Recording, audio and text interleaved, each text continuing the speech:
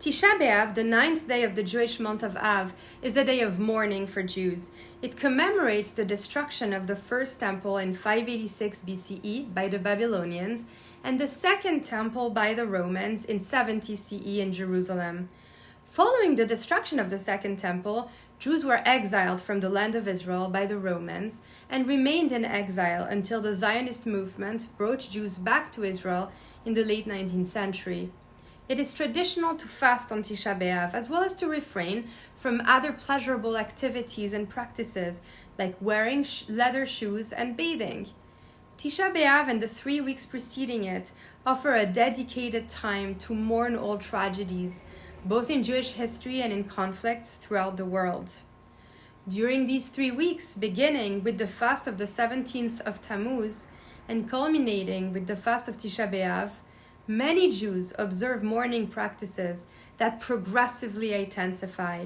The first week involves practices such as abstaining from listening to live music or going to parties. The following week, at the start of the month of Av, some Jews observe additional restrictions, including abstaining from eating meat and drinking wine, and refraining from unnecessary purchases.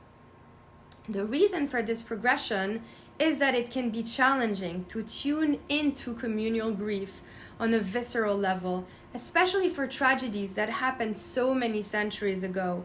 The experience of the temples is so distant from modern times, and it's hard to feel a sense of loss for something we never experienced personally. Therefore, these personal mourning practices can instill greater awareness of sadness from previous generations.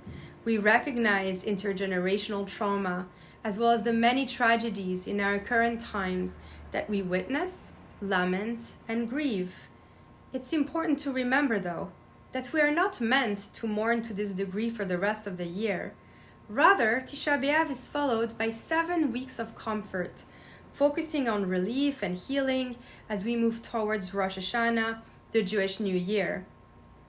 The rhythm of the holidays prompts us to highlight different aspects, emotions, and values of Judaism at different times of the year. On this Tisha B'Av, I invite us to focus on the losses and be present with the unease of grief, which is often very natural to avoid and skip over. By giving voice to Tisha B'Av, we also create an opening for the rebuilding that follows. As Rabbi Nachman of Breslov taught, if you believe that you can destroy, believe that you can repair.